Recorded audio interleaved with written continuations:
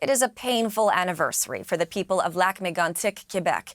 It was 10 years ago today that a runaway train carrying crude oil derailed and exploded in the heart of the town. 47 people were killed, and the memories of what happened are still vivid. So are the fears that a similar disaster could happen again. Sarah Levitt joins us live from Lac-Mégantic this hour. So Sarah, tell us a little bit about what you've been seeing so far, people you've been speaking with perhaps about how they're going to be commemorating the tragedy today. Well, Hillary, no doubt there's a lot of sadness in the air. They say that they hope that this remembrance is somber, that they are using it to remember what happened and in the hopes that it won't happen again, that those lives lost won't mean other lives lost. A lot of activities have been planned around this 10-year anniversary, including starting last night. Particularly poignant because at 1:14 a.m., the very time that the train passed through here and crashed and exploded. So last night, people were out. They were wearing these light stars to commemorate the 47 victims around their neck. And because it was dark out, really what you could see is those stars on their neck. And they walked part of the route of where this tragedy happened, and then they walked around the downtown. Where I am right now, in fact, this is the very heart of where it happened.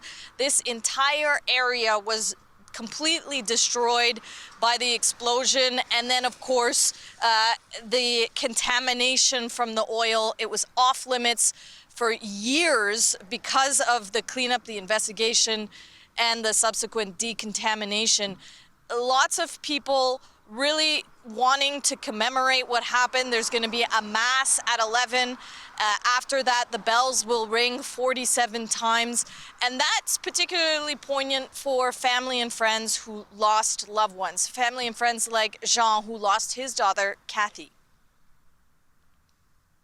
I will take a walk at the cemetery, graveyard, if you want, and do a little prayer for Kathy. I miss many things.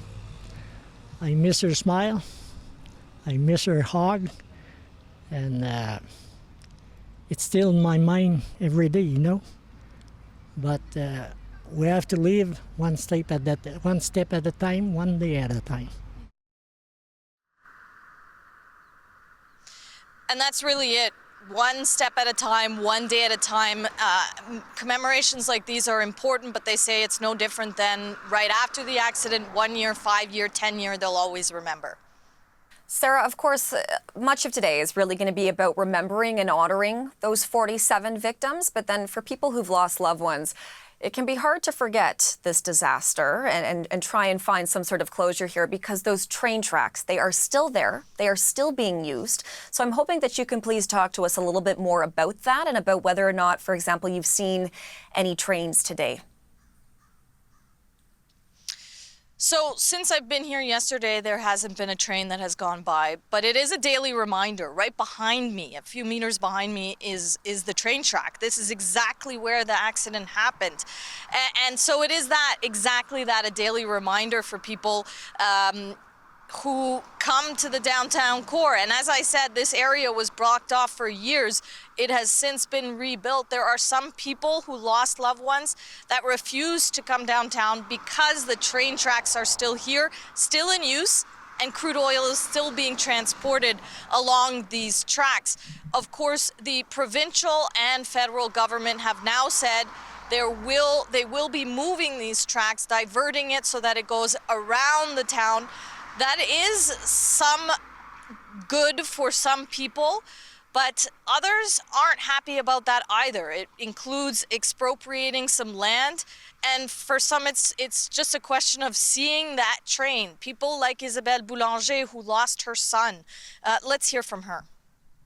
We kept going, and one day we decided that we were so sad all the time and not happy. And at a certain point, we've just looked at ourselves, my husband and my daughters and I, and we just went, Frédéric would not like us to be sad all the time. So we deserve to be happy again.